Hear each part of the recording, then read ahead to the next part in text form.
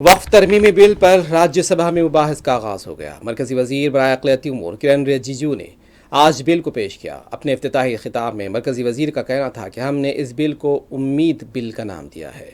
Opposition से appeal की है कि इस बिल को मंजूर करने में ताउन करें।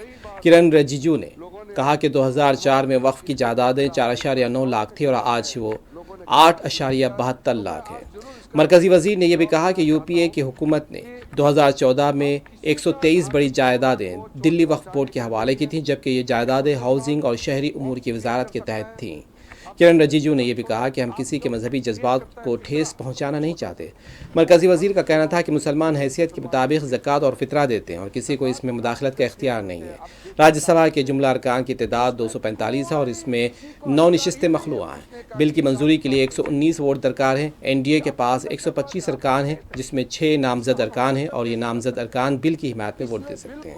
हवाला देकर के कई बार लोगों ने हमारा खिलाफ, इस बिल का खिलाफ, इस प्रस्तावना के खिलाफ में लोगों ने कहना शुरू किया है। तो मैं आज जरूर इसका जवाब देना चाहता हूं कि हम किसी का धार्मिक भावना को चोट पहुंचाने के लिए नहीं है। एक मुसलमान वक्फ क्रिएट कर सकता है। अब सबसे जो छोटा आप जो क्रिएट करता है फितरा, सबसे छोटा सर, वो हर मुसलमान, गरीब से गरीब मुसलमान भी क्रिएट करता है। ज़कात आप क्रिएट करते हैं, आप देते हैं, दान देते हैं, उसमें कोई किसी को अधिकार ही नहीं है पूछने का कि हिसाब किताब कैसे किया है। ये आपका अंदर का बात है, आपका फेथ है, इसमें हम हस्तक्षेप कैसे कर सकते हैं। इसलिए बिल्कुल ये बात आप बिल्कुल मत बोलिएगा अपना बात रखते समय कि सरकार या कोई गैर मुसलमान के जो काम काज में उसका तौर तरीके में हस्तक्षेप कर रहा है, ये मत बोलिएगा। 2014 में कमेटी 13 में गठन हुआ और पारित हुआ दोनों सदनों में।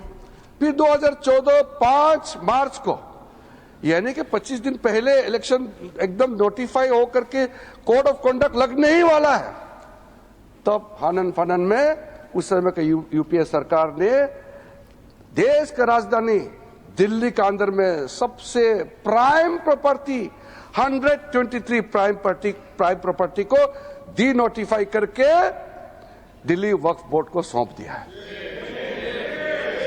ये प्रॉपर्टी किस मिनिस्ट्री में आता था? Housing and urban affairs ministry का अंदर में आता है। तो आप सोच के देखिए, 1970 से केस चल रहा था और पेंडिंग है। कोर्ट को निर्णय करने दीजिए, वो पेंडिंग है। और ये सीजीओ कॉम्प्लेक्स वगैरह आप नाम सुनेंगे, लिस्ट बाद में मैं दे दूंगा। ऐसा प्राइम प्रॉपर्टी 123 प्रॉपर्टी को सीधा सीधा एक झटके में आपने हैंडओवर कर दिया।